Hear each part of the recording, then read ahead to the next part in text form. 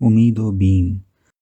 پھر 2 مہینے ایک جمود سا طاری رہا، ہچکیاں لے کر ساکت ہو گئیں۔ جب تیسرے سال بھی قرعہ اندازی میں میرا نام نہ نکلا تو میں مایوس ہو گیا۔ حج کے خواب پھر سے شروع ہو گئے۔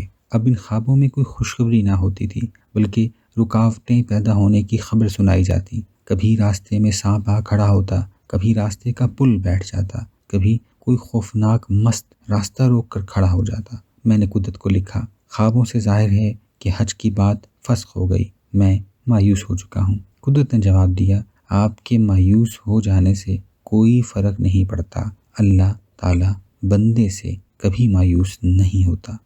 ان طفل تسلیوں سے کوئی فائدہ نہ ہوا۔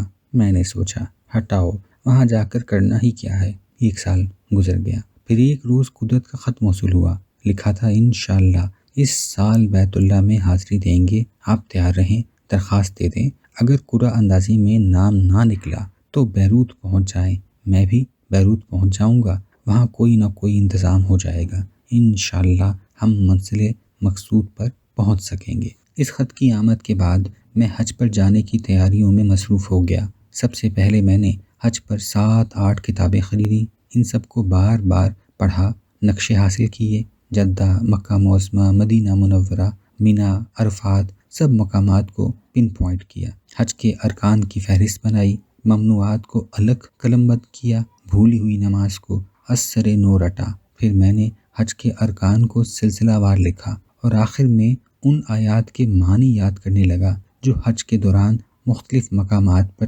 پڑھنی ضروری تھی۔